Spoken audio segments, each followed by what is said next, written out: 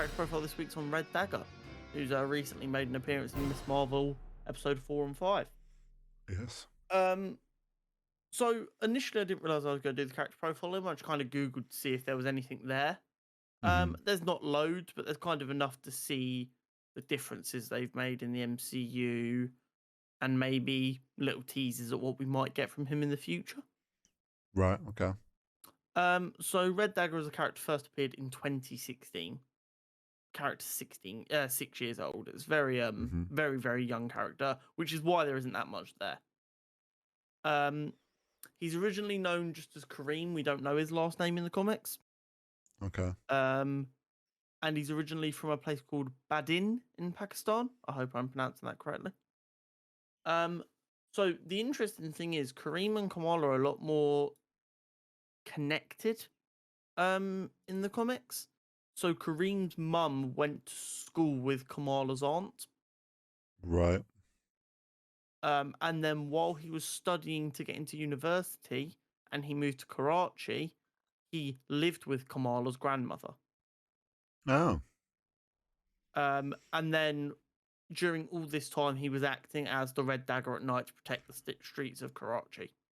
One night, while Kamala was in Pakistan, I assume visiting family, they were both out on patrol and bumped into each other. Not knowing who each other were, just knowing each other as Ms. Marvel and Red Dagger. But he kind of realized that she wasn't from a local, and kind of said, you need to be like more respectful and careful when you're operating in someone else's territory, kind of thing. And then quite ironically, he took part in a student exchange program to bring him over to New York, where he ended up living with Kamala. Continued to fight crime as the Red Dagger. And of course, this caused him and Kamala to bump into each other a couple of times.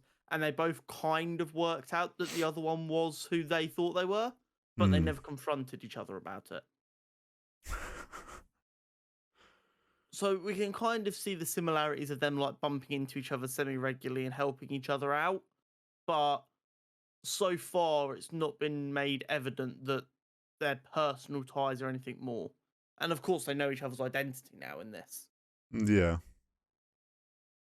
So it's quite different, but it's still a lot of the same stuff from the character in general.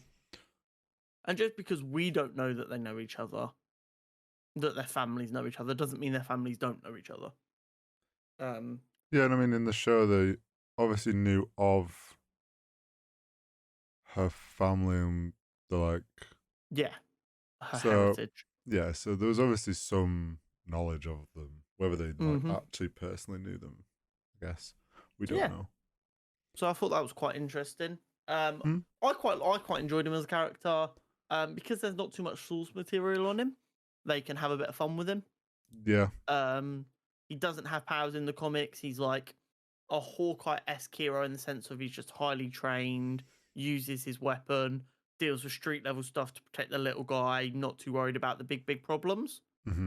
So with the MCU, and it's got like its mainstay heroes who focus on the big problems now, and they're clearly making a concerted effort to have street level heroes be TV shows.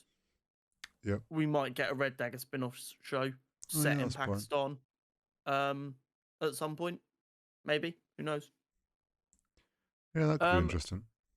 Yeah, I mean, here's the thing. If they do the TV shows right for being street level heroes, a lot of them can be shows that people don't need to watch, but they can be there for people like me and you who always want more. Oh, yeah.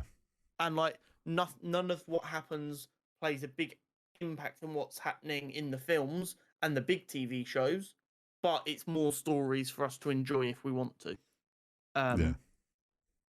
But some people won't like that because it's not important enough, blah, blah, blah. But anyway, that's a different debate. Which brings